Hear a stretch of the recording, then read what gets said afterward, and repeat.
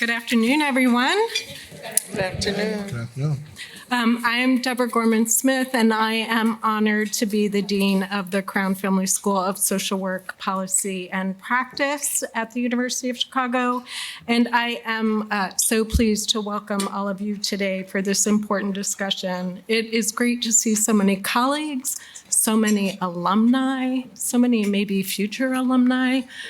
So thank you for being here today.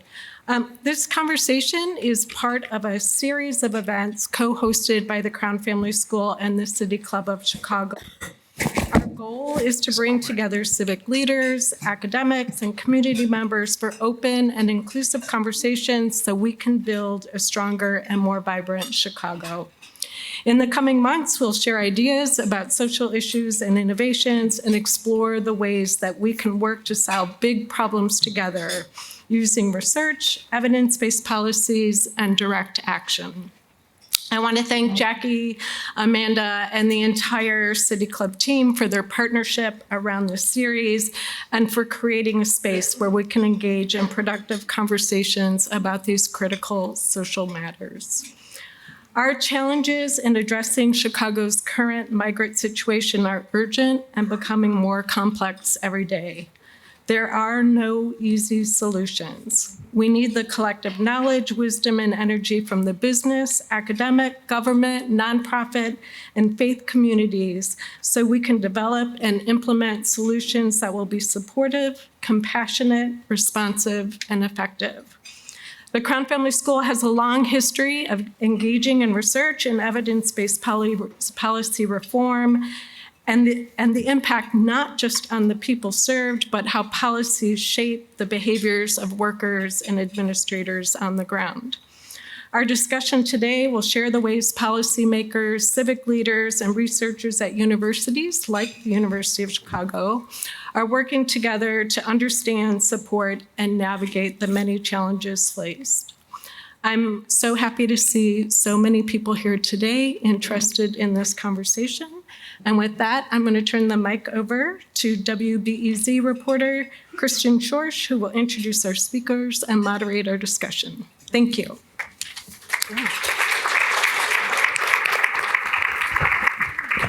Can you all hear me okay? Let me turn my mic's on. Okay. Well, I thought I'd let just each of you introduce yourself briefly for 2 to 3 minutes or so, because it sounds like we have a lot of questions, and I'd love to be able to get to as many of those as we can. Pastor Phelps, if you could start. Hi, I'm Pastor Phelps. I am the senior pastor of the Concord Missionary Baptist Church. I'm also the executive director of the Concord Community Organization and also the Home Away from Home Center. Okay. And Beatriz? Good afternoon. I'm Beatriz Ponce de León, Deputy Mayor for Immigrant, Migrant, and Refugee Rights for the City of Chicago. And it's the first time that our city has had this position. It's truly a privilege to serve in this role, not only in support of our communities, but in honor of my parents who came here from Michoacán, Mexico in the late 1960s. So I appreciate having the opportunity to do this work. And I've been in the nonprofit government space my whole career. So it is also a moment to be able to bring those relationships and that expertise and experience to this very challenging time. Thank you. Thank you. And Aimee? Good afternoon, everyone. My name is Aimee Hilado. I'm an assistant professor at the University of Chicago Crown Family School of Social Work, Policy, and Practice. I'm also the chair of the Coalition for Immigrant Mental Health, and I've been working with city and state leaders in reimagining mental health supports for migrant arrivals with my co-facilitator, Dr. Ponce, who is here from Lurie Children's Hospital. You'll hear more about our work today. Thank you. So Aimee, I wanted to start with you. We talk a lot about mental health care in the city right now, of course. You're centering mental health with the coalition that you're part of among the asylum seekers. Can you talk a little bit about the impact of that work so far, how long it's been going on, and any sort of progress you've seen? Maybe I'll start with the fact that when it comes to the migrant arrivals, the decision to leave their home country is not an easy one. They know that there are going to be risks, but they take the risks because they have no choice. They feel they have no choice if they want to survive, if they want a life with opportunity. And so they take these perilous journeys, they come to the United States, and what we know is the compounding effects of trauma and stress along that journey can directly influence how well they're able to adapt and adjust to life here in Chicago. Mental health has been something that we have been talking about for quite a while, recognizing that we can't ignore the basic needs that need to be met, but also this idea of to be able to adapt, to be able to thrive, we have to find ways to support the effort. Dr. Ford-Paz, as I mentioned, and myself were welcome to city and state conversations around how do we think about supporting the mental health of arrivals, and we were welcome to visit the shelters. We are not strangers to responding to distress in immigrant communities or training a workforce to meet those needs. Very quickly, when we entered those locations, we knew that this was completely different. This is unprecedented. You've heard this in the media, you hear this around our conversations. To walk into a situation in which you have people that are forcibly bused, for some of them, across state lines, to see the sheer number of people that are arriving, to look at the emergency context, we as a city, we as a state, we've not had a plan, a map for how to respond in this way. And so we really thought about what would it take to support the mental health needs of those who are arriving, because we know untreated mental health problems is going to get in the way of building a life here. We needed to move leadership away from this idea that the only framework, the primary framework for addressing mental distress and reducing suicidality is to increase access to therapists, which was an operating model that we had. We simply don't have an infrastructure, a mental health care system that can absorb tens of thousands of people who need long-term therapy services. We don't have a multilingual, multicultural workforce to do that. We don't have enough psychiatric beds to wait for people who are in acute distress. And so what we've done is, again, the initiative is actually called Reimagining Mental Health Supports for Migrant Arrivals.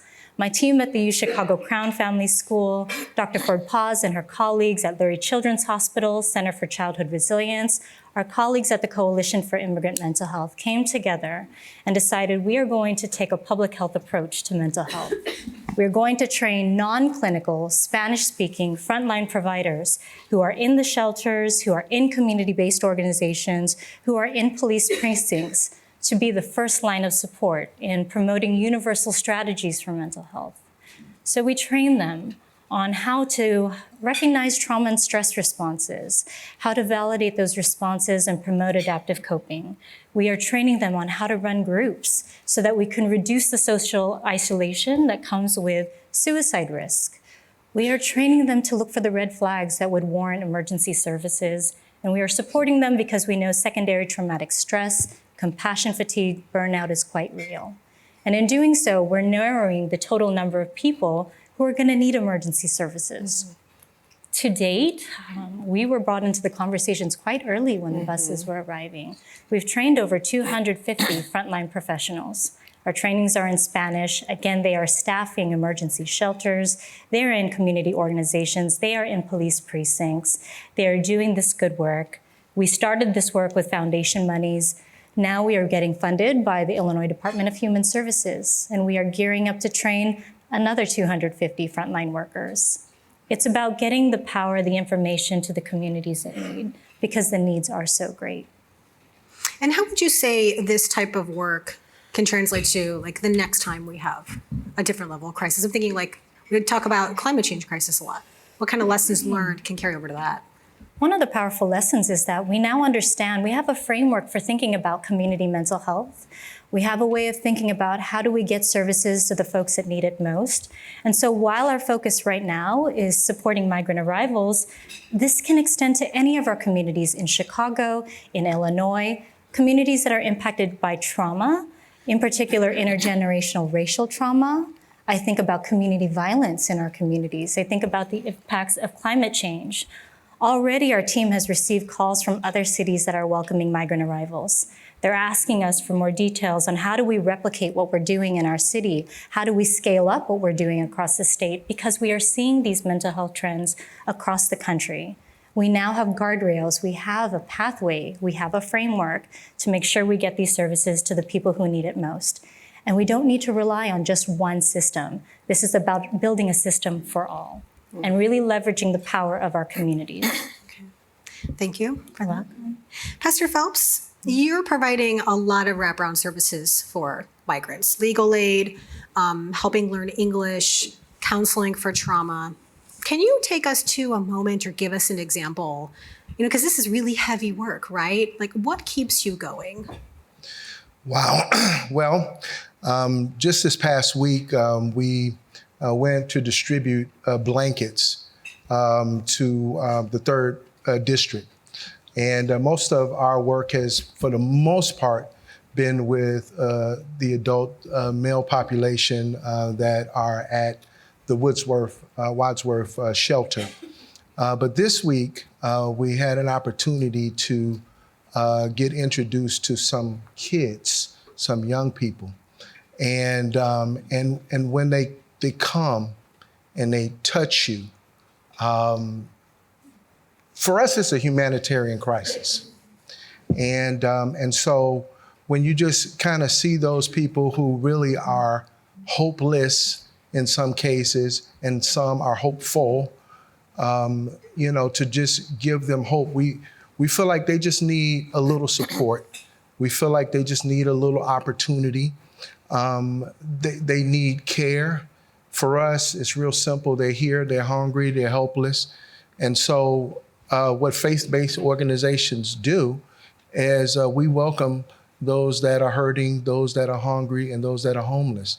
And so to just really touch people in that way and make a difference is why we do what we do. Mm-hmm.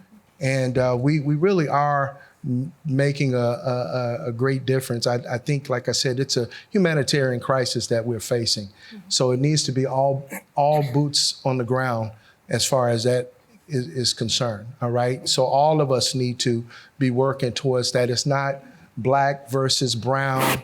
For us, it's and both, mm-hmm. right?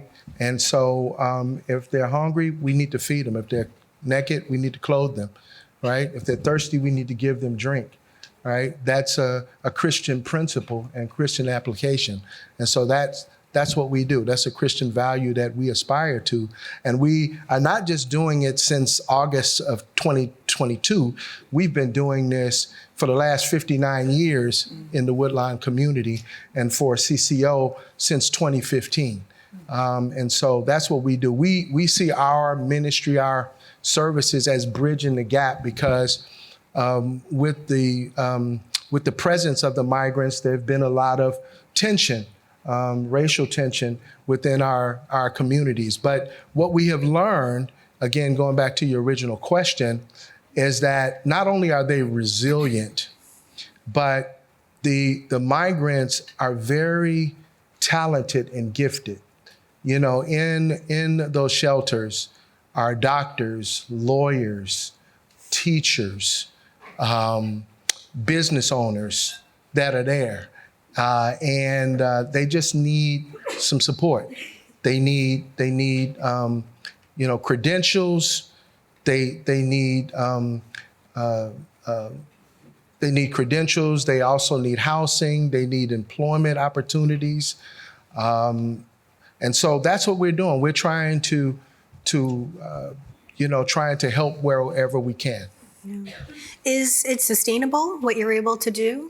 Absolutely. I think it really is. I think that there's a lot of resources, I think, that are available. The bottom line is it's just not reaching the faith-based organizations, right? There's a lot of money that's being thrown towards this issue, but a lot of us, it's just not making it down to the community-based organizations, right? But we want to just kind of serve as a model. Again, like Dr.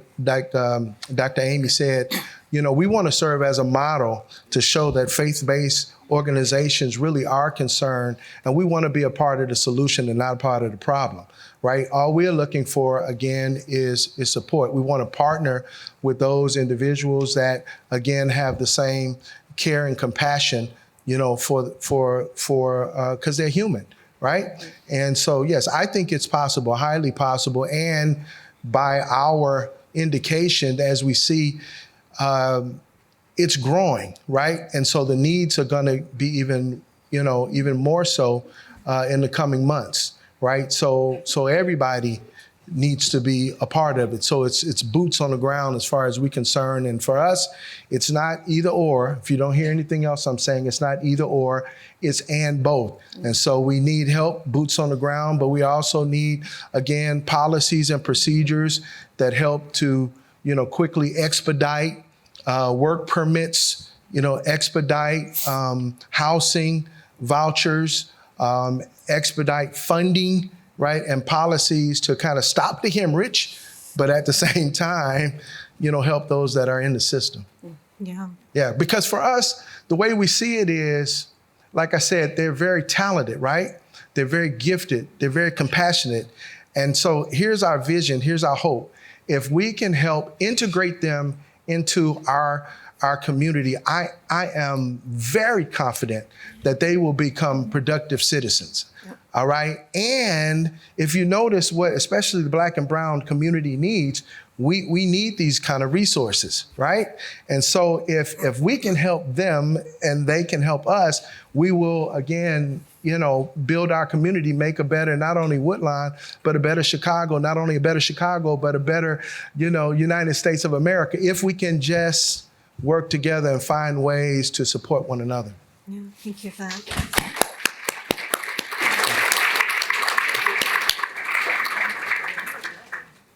Beatriz. I know it seems like things are changing. Things are changing rapidly. Every day there's something new, right? Can you talk about going forward? What is the city's vision to tackle this issue? Thank you. And I just want to acknowledge the work of Pastor Phelps and Dr. Hilado, because it really, I think it's just evidence of the support and the hope that we have for our new neighbors. Taking a step back, and I appreciate that we started with the humanity of people and the fact that our asylum seekers and other migrants that have been coming here since last year are human beings, and they are people that can become part of our communities. Chicago has been a city of immigrants from its inception, and I'm not sure if folks know, but Jean-Baptiste Dusable was Haitian immigrant. He was of both African and European descent, and he married Kitihawa, who was from the Potawatomi nation, and they became Chicago's first family. So the fact that we have an interracial mixed immigration status family as the founding family for Chicago is pretty symbolic of how our city has evolved over time. We clearly have ethnic and other identities in our city that people are proud of. And just in the last 20 years, we've welcomed refugees from Bosnia, from Croatia, from Burma, Afghanistan, and then most recently, in the last couple of years, almost 30,000 Ukrainian refugees have been settled here in the Chicago area with little resistance. I think people have welcomed them and they've become part of our communities in large part because those official refugee communities have come with the infrastructure, the support, and the funding to help them become part of Chicago. What we're facing as a city, both Chicago and others like Denver and New York, DC, LA, is cities are being asked to do the work of the federal government in resettling large numbers of migrants without the support, without the infrastructure, without the dollars. And no city was set up to do that. So everyone has been scrambling to figure out how to do it. What I think Chicago has that is making us different from the other cities I named is that we have not closed our doors. We've embraced that we are a welcoming city in a welcoming state. Part of that welcoming is that we have a welcoming city ordinance that protects undocumented immigrants in particular. But it is also that we've made a commitment to do our best to welcome these folks and provide them with resources, meet their basic needs, connect them to supports that will help them become self-sufficient and really be able to be integrated into the Chicago region. That is hard to do. And I appreciate earlier comments that there isn't one solution for it. So I just would like to share what this administration is aiming to do, recognizing that It isn't easy, it isn't perfect, it's not pretty, but it is a path that we're on. So our goal really is the long view. Our goal is exactly as Pastor Phelps was describing. How do we help this group of new neighbors to become productive, healthy parts of our community and really become part of the fabric of Chicago?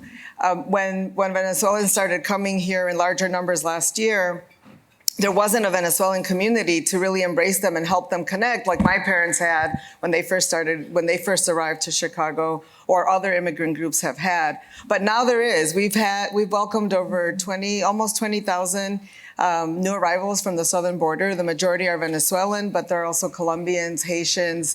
There are people from Ghana, from Angola, from Russia. We've had groups of Chinese immigrants as well. And all of those folks have come up through this busing program that Governor Abbott began last year. So in that, just to put things into context, between January and May, mid-May, when this administration came into office, only one bus was sent here. But buses started in August of 2022. Total, we've had 462 buses arrive to Chicago. Each bus has 40 or 50 people. We've also in recent months seen between 50 and 100 people arriving at our airports, mostly at O'Hare. But in that span of time, January to May, there was just one bus.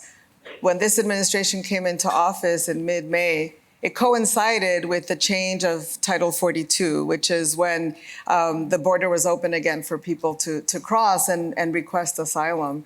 And so from May 12th to now, we have received 362 buses, in addition to hundreds of people at O'Hare. And I think it's actually something to be proud of that Chicago has been able to open 25 shelters, that we currently have almost 12,000 people in our shelters. We haven't been able to keep up with the pace because we don't control the number of buses, but we are working to generate resources and support from an intergovernmental coalition. We work closely with county, with the state, and with our federal delegation, and have advocated for the supports, the funding, flexible funding, and the coordination that is needed at all those levels. We know that this is a challenge that will take everyone to step into, where the state funds the majority of the resettlement efforts, but we have asked for more support in creating resettlement hubs in other parts of the state. And as we look to the winter months ahead, we will continue to look at opening brick and mortar shelters, but also setting up the base camp type shelters that will give us the opportunity to help people move out of the police stations more quickly into safe and warm shelter where we can provide the resources they need. So I think as this continues to evolve, I ask that we take that long view, that we think about what will be possible over the next year, how people will be bringing their talents to our city and we can incorporate them. And I ask that all of us consider whatever your sphere of influence is or the sector that you work in, how you can connect and plug into this effort citywide. Thank you. Okay. What is the ETA on the base camps? It's clearly really cold out today, for example, right? Yeah. Well, we have several locations that we're interested in. They need to be assessed. We need to work with the aldermanic offices of those wards. And, things are taking a little longer than we expected in terms of doing the land assessments and also engaging with community about those sites. I mean, are you thinking a couple weeks, a month? Because I'm wondering if they aren't set up, what's the backup plan? Ideally, it would be in the next month. And the backup plan has been that we will continue to look for larger spaces where we can open shelters more quickly. We've also gone more strategically to work with our faith communities. There are churches, both the Archdiocese has been a partner and other churches that are interested and working with us on smaller scale, being able to open shelters and partner with us in helping to house folks. Okay. Yep. Can you talk a little bit more about what you just mentioned about resettling people across the state? What does that look like? Already there's some migration going to other cities in the state. So last year when the state opened hotel shelters, they did the first round of sheltering last fall, people then settled in those areas. So there are some suburban communities that have a growing number of asylum seekers, and we see that people are beginning to want to settle in those spaces. But we need more active participation from municipalities to be willing and able to use the resources that are available to provide some shelter and longer-term housing case management and resettlement. The state is a partner in supporting that kind of work. And so, together we're working to see which communities want to grow the work that they're doing and how we can provide that support. Okay. Yeah. Can you, just kind of sticking on housing for a little bit, can you talk some of the questions that we got before the event today? Yep. A lot of it was around housing and other municipalities. I realize you don't control the suburbs, right? But how is the city, what do those conversations look like to be, to have more people be able to go and find housing in the suburbs? Yeah, so I'll talk a little bit about the state supports for housing case management. Catholic Charities is our partner in helping folks as they identify apartments and look to where they want to live. And the state has a rental assistance program. And so Catholic Charities is regional. They're not only helping to, place people in the city, they are working with neighboring suburbs as well. I think that it becomes a matter of identifying affordable apartments, identifying communities where people feel like they can resettle, and resources in those communities to support them in that process. Can you talk a little bit more too about closed buildings that the city doesn't own, for example, working with churches, synagogues, vacant, right? What does that look like in terms of those conversations as we approach, such cold weather? We have vetted over 250 physical spaces in the last year, and they're not all ideal for shelter. So I would say that our priority number one is what is close to move-in ready. So spaces that need very little development because the urgency of the matter. What we find sometimes is that we have to build showers or be able to bring a shower trailer on site, that we might have to make some repairs to make them livable spaces. The longer term investments are more complicated because while they might make sense, but they require 6 to 8 months or 10 months plus millions of dollars to invest, those we're holding off on. We are open to looking at them as this evolves, but really our priority are spaces that don't require as much work, but that we can move into fairly quickly. Kristen, can I also chime in? One of the services that we offer at the Home Away from Home service is, again, housing location services, trying to help work with brokers and also landlords to help with that. And we need to also understand that it's very, very difficult because first of all, many of the landlords don't want to rent to migrants, okay? Which is a problem that we are encountering. And also, I think it's really a form of discrimination, but that's another topic. But, we are looking for, it's really difficult for us to find landlords and brokers that really want to work with the asylum seekers. I've been told point blank, we're no longer accepting the ASHRAP form, all right? We're not renting to migrants, okay, directly. So again, if we can have support with those that, again, know brokers and or landlords that would like to help, we would love to partner with you because I'm literally getting about 25 to 30 requests per day to assist with housing, only to be told, no, we can't rent to you. There's a form that we brought with a QR code, and if you are a landlord or know someone that wants to rent an apartment, you can give us the information there, or if you have a building that you think would make a good site for a shelter, you can also give us that information. And I would just say that for folks who are from communities outside of Chicago, we can't enter in those communities to open a shelter, but certainly, you can raise that with your village president. You can bring that to people in that suburb or that municipality and let them know that you are interested in being part of this process in the Chicago region. Yeah. I also wondered, What kind of help are you realistically expecting from the federal government? And there's a lot of, obviously, talk about resources, sustainability. Yeah. What are those conversations like now? Very concretely, they are going to be working with the state as the lead, and then the cities involved and other organizations to help people through the Temporary Protective Status, TPS program, and identifying who's eligible for work authorization so that they can go more rapidly through that application process. The key to have people come here, they want to work. Nobody wants to live in a shelter for a year. No one wants to live at a police station for a month. Everyone says the same thing. They would like to work. And the majority are eligible to work once this process is completed. So that is a very concrete action that USCIS is working with us to be here on the ground and assist in large clinics to do this work and identify who's eligible and get them the work authorizations as quickly as possible. However, what we need is federal coordination of this resettlement program across the country. Right now, it's being run by the governor of Texas. They are determining which cities the buses are sent to, who they pay, bus tickets for, and that isn't how a process like this should be run. President Biden did announce a budget request for money that would go for multiple issues, but specifically for this resettlement and the border work. It's $1.4 million, I believe, that would be coming to this work. So we are advocating for a large portion of that to come to Chicago.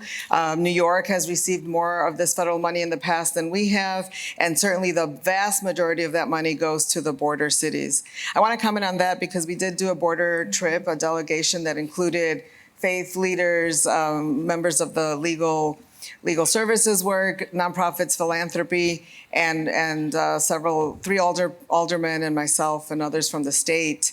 And what became super clear is that at the border, their mission is to just be a pass-through city. So everything they do, whether it's a nonprofit, it's local government, or it's the federal government, is to move people through into the interior within 1 to 3 days. And they're very proud of being efficient about it and only using federal dollars. They don't use local dollars for that work because they're just pushing people through.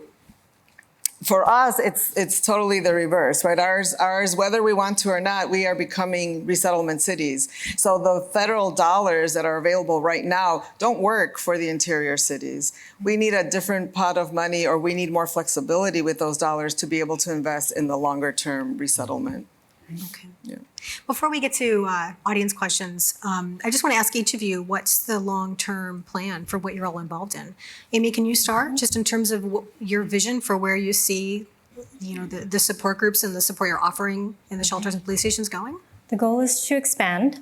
The goal is to always ensure that for migrant arrivals specifically, they have access to clinical and non-clinical providers that are going to ensure that the traumas that they experience in coming here, the witnessing of death along the way, the extreme violence, the guilt and shame that comes with exposing children to terrors they should never have experienced, that infrastructure is in place and works side by side with our mental health care systems. That this work doesn't negate that we need to build a mental health workforce, that we need to have adequate beds for those that need specialized acute care. And then the goal will then be to really extend this to other communities, as I mentioned, that this is a framework for thinking about communities that need mental health supports that can be extended to our communities here in Chicago, across our state, across the country. It just takes investment in training a workforce on trauma-informed tenets, psychological first aid. These are things that faith-based communities, nonprofit organizations, we can do this for communities in need. We just need organization around training and partners with city and state leadership to roll this out. Pastor Phelps? Well, I think we're going to continue to do some of the things we're doing. We're working with the community. We have, again, conversational Spanish at our location. We also have English as a second language. We'll continue to build the wraparound services is what I'm trying to say.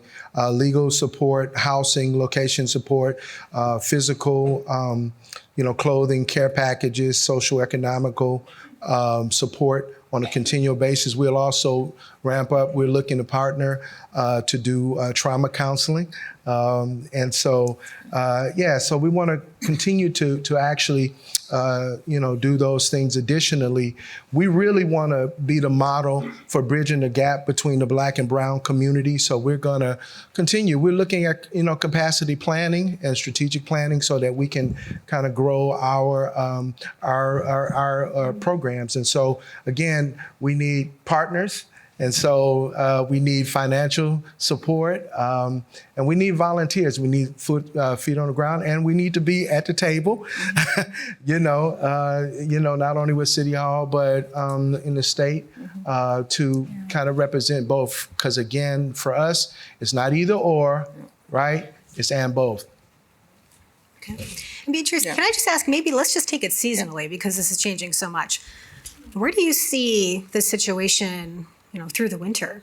Mm-hmm. What are you hoping for in terms of housing and being able to have the camp set up and just give people, places? Well, our goal is to have everyone indoors. And so, like I said at the beginning, there are multiple solutions. I think we will continue to find brick and mortar spaces. We will continue to work on being able to set up at least one, if not more, base camp locations. We will also look with smaller partners like churches and other organizations that have space available and are willing to partner with us. I think another thing to say is that we need to activate our philanthropy and corporate philanthropy communities, because so many nonprofit and mutual aid groups that have sprung up, there are hundreds, maybe thousands of people of their own with time and money helping people at the police district stations. Mm-hmm. And while I would say it would be great if the city could step in and take over those operations, we're not in the position to do that, but they can be funded by some of the dollars that are out there and available. We can't control the number of buses that are coming. The other thing that we're working on to make shelter beds available is to make it more, to get people through the system more quickly so that they're staying in shelters shorter periods of time. And as they move out, more people are able to move in. Work authorization will help with that, but there will be other changes that we're making to that process that will also help to free up some beds. And I want to say that everything that we're doing now is building an infrastructure that will be better for the next time there are climate refugees, other migrants who are coming to Chicago. We will be much better prepared. And we are also, setting up a different continuum of care and how we serve people who are unhoused. Eventually, our system of shelters for asylum seekers and our regular system that we have for people experiencing homelessness should become one. And we should be able to right-size that and make the care that we provide through those shelters stronger for anyone who needs them. Okay. Mm-hmm. Well, I hear we have a lot of questions. Awesome. I'm doing my best to sort and combine a couple. I'll give you a couple of these, and maybe I'll just, as you're reading through a couple of these, I'll mention that a lot of, in perfect City Club fashion, a lot of the questions are revolving around how we can help, right? How everyone in this room can help, and there are different ideas, different sectors, architecture sector, the legal services sector, various sectors that are trying to figure out how we can help and maybe how we can combine those efforts. And so as you're reading through a couple of these other specific questions, I'm just going to throw that way. Why don't maybe we start with you and ask if we could perhaps leave here with a little bit of a plan of action of how to bring together all these great services and people to help the solution. So plan of action in terms of our respective roles in the response plan, is that correct? Yeah, and how different members of the business, philanthropic, academic community can come together. I can start and I don't want to take away from the mental health, but we are working on a sort of a call to action that will engage different sectors of across Chicago in very specific working groups and other initiatives. The city can't manage all of the efforts that are going on, and so many have emerged on their own, but we would like to bring people together in a more structured way to look at how to use the creativity, thank you, to come up with different solutions that government might not come up with, and then partner on that with all of you. So please, let's stay in touch, and as that unfolds. Hopefully in the next couple of weeks, we'll be ready to launch and invite folks to that conversation. Building on what the deputy mayor had shared, that when we think about supporting mental health, some of it is about thinking about the past traumas that migrant arrivals have experienced and thinking about how that influences their sense of safety and belonging. There's a lot that is tied to housing, and there's a lot that's tied to a job and meeting basic needs that also is a foundation for mental health. Being able to know that you have a warm coat as it's getting colder is critical. What we also know in research, what we also know in practice is that when a city is perceived as being unsafe, unwelcoming, even threatening, it makes adjustment that much harder. So there are concrete things that we can do when it comes to, if we want to center mental health, we do need to do the advocacy that we have talked about. We need to make sure that there are more funds to do this work in a dignified way. We need to make sure there are pipelines and partnership to make sure that we are resourced. But I also know there's a call to action to make sure we have enough donations to make sure that all of these arrivals have the basic coats, the basic needs that they need to get through a winter here in Chicago. We also need more coordination around these training efforts, things that we can do to make sure that the workforce is ready to continue welcoming migrant arrivals, working with city, community, different municipalities to make sure that trainings get to the people that are front-facing, who can be the first responders as part of this larger call, especially if we think about supporting mental health.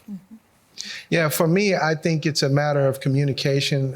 Jesus works with the city of Chicago, is doing a great job bringing us all together, and collaboration, because we got to get out of our four walls, okay, of our religious institutions and actually have some boots on the ground.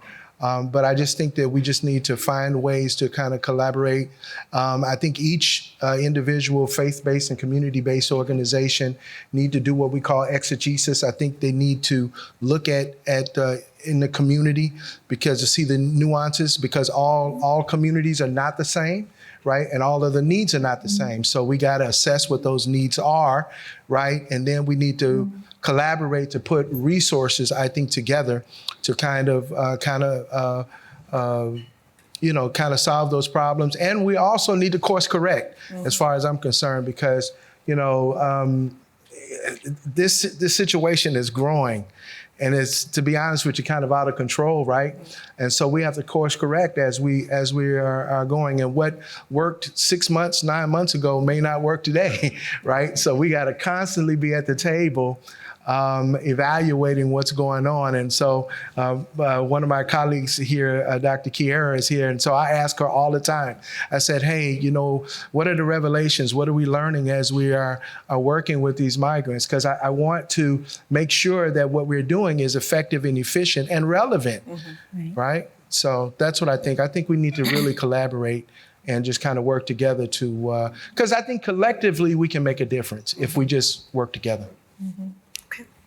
One of the questions from someone in the audience is about how St. Louis has offered to relocate migrants from Chicago.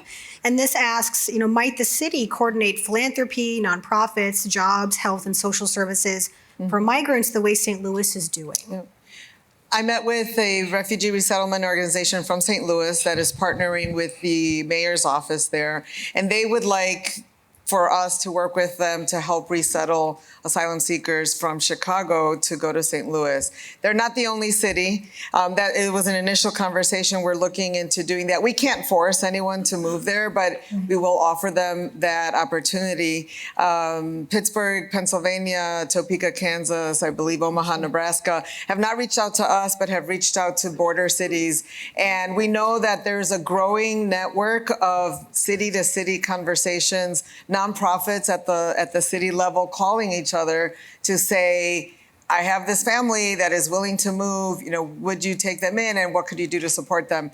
And that was one of the exciting, for me, one of the promising outcomes of the border trip is recognizing that is happening. We are going to be connecting with people on a national level to see what we can do to support that and potentially, help people who are here choose to move to other places that can support them more fully. And additionally, I wanted to comment on something Pastor Phelps said. Churches are also opening their doors for homestays. Yes. So taking in 1 or 2 families or 3 families, they can live there in space that they have, and then the congregation helps to support them on their way. But that needs funding, and that's another place that philanthropy, other organizations that want to find a way to support can do that. If we have 100 churches that support 3 people or 3 families, that's 300 families that could make a difference. So there are ways, creative ways like that, to also be able to support this work. Excellent point. Okay. And Pastor Phelps, if you want to take this one, this says Woodlawn is one of the most economically diverse Black communities in Chicago. How do we sustain what's happening and make way for what is to come?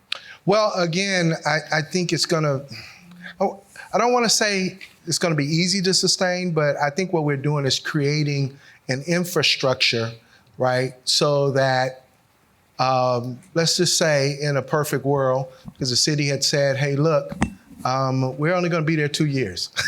Now, we know that that's not accurate. I'm sorry. That's before you. My time. Yeah, before your time. But we know that they're going to be there longer than 2 years, right? And so, but let's just say that they are. You're right.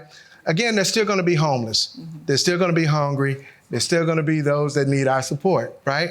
And so I think if we began to just see them as humans, right, we just create these structures, right, so that, in these organizations, right, so that they'll be able to service, anyone that's in those particular communities, right? So that's what I think. We just need to create the infrastructures that are solid, right, and that, again, that is expandable, right?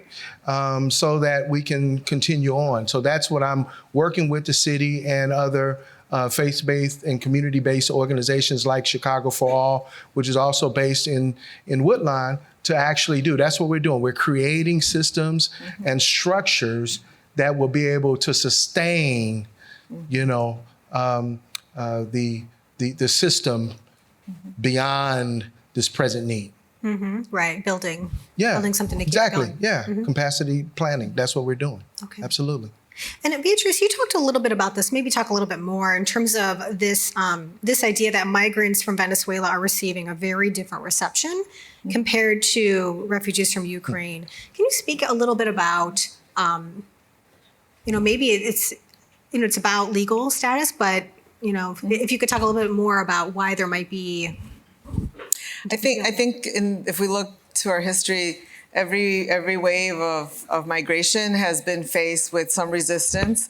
There's fear of the other. So you have people that are different than you, they speak a different language. And we've seen this, when the Irish came, they weren't welcome. When the Italians came, they weren't welcome. It took a while for people to become part of Chicago, and that's not just unique to Chicago. What I believe is happening is that because people are coming in such high numbers, and we have open shelters across almost every community in Chicago. If you look at a map of our shelters, they go from north to south, and then people are in police district stations, and those are in every neighborhood in the city. That for regular Chicagoans who might not understand why Venezuelans are coming here and other migrants, they might just feel some displacement of their community resources, fear of whether people, are going to be criminals, because that's been a stereotype of immigrants forever, right? They come from a different country, they speak a different language, they might not be safe. I think a lot of those concerns we're seeing them now, even from immigrant communities. And what it'll take is for us on the ground to have conversations, to meet, as Reverend Phelps has talked about, meet some of the people that are here. They really are human beings just like all of us. And as we get to know each other and build community at the ground level, there will be better understanding of our new neighbors. But it will take some time at the policy and government level. Yeah. We can't manage that. We can do what we can to provide a safe and decent place and some supports and help integrate. But really a lot of the dynamics of getting to know who our new neighbors are have to happen in our communities on an individual and community asset level for that to change over time. And I connected to that, I would say that we are on a global stage. I was in DC for the Migration Policy Institute conference. People are watching Chicago because we are handling this differently than New York and Denver and DC and LA. And they're looking at us more like some of the European cities that have also had very high numbers of Syrian refugees, Rohingya. There are people right now, high numbers of refugees and migration are happening in other parts of the world. But Chicago is being looked at as the American city that is taking this on in a different way. And I think that's exciting. It's a challenge, but I hope that we're able to step up and rise to that challenge. Okay. I think we have time for one more question, unless I'm wrong on that and we get a little more. This one talks about, it says, I'm struck and horrified by the language being used to describe the migrants. It's the same that was used to talk about Black people historically. But the concerns and tension are real. What do you say about people who were here and without services, homeless and ignored prior to the influx of migrants? Yeah. Knowing that this is a politically manufactured and motivated issue. I don't think that this is ignoring. If anything, the migrant crisis has actually highlighted that we have so many communities that have been disinvested in. We have so many communities that are under-resourced. And so we do understand, I'm going to use the collective we, that there are communities that watch what is happening and wondering how the red carpet has been rolled out for these arrivals when so many communities are wondering, what about me? When we think about the workforce that is actually supporting migrant arrivals, so many of them talk about how their immigration experiences parallel that of the stories of those who are arriving. They pass through the Darien Gap. They too are undocumented. They too want access to mental health care. They want housing supports. They want legal supports. And so what we're seeing is not ignoring that these challenges exist in Chicago, but to the deputy mayor's point, we have to learn how to build an infrastructure for all, and we are learning by doing. I have watched with such awe and grace of just the grace of the teams at the city level, at the state level, that this is nothing that any of us expected, and yet we are responding in a way that sees the humanity in each arrival, that wants to do dignified resettlement, and really thinks about a long-term plan for everyone. And so it is hard to listen to this messaging. What I want to say is also that the arrivals hear those messages as well, that they are getting messages of being unwelcome, that they don't belong here. And that is really hard when you're trying to rebuild your life because you had no choice. Trying to rebuild anew is really difficult when the environment is hostile. We have to combat that messaging. And that's something you can do right around your dinner table. Right, and I think, yeah. And again, I'd like to, again, clarify that right now we're doing that. So at the Concord Community Organization, we're not just, serving migrants, okay? We are serving African Americans in that community. We are, providing clothes for them. We are open to feeding them. We are providing spiritual support to them, So everything that we do is with a focus on community. It's not it's not either or, it's both, We have to do both. And so that's what we're doing now. And as I said, even when the building is empty of migrants, I'm saying to the city, give me that building, okay? Because there's still gonna be, some homeless, there's still gonna be people that need our services in the Woodline community, regardless of their color, right? And so, again, we start now. We don't have to wait until they've integrated into society to start helping Black people. No, we want to help Black people now, just like we want to help brown people, right? It's both. It's both. And I'm willing, again, I want to stress this, I'm willing to work with anybody that wants to work with us, not to just be critical. I have so many people that say to me, hey, what about the African American? What about the African Americans? And listen, and I give them my number and I said, hey, call me, let's work together. And so that's my message to you. Call me, let's work together. Show me, let's work together. Let's not just talk about it, but let's be about it.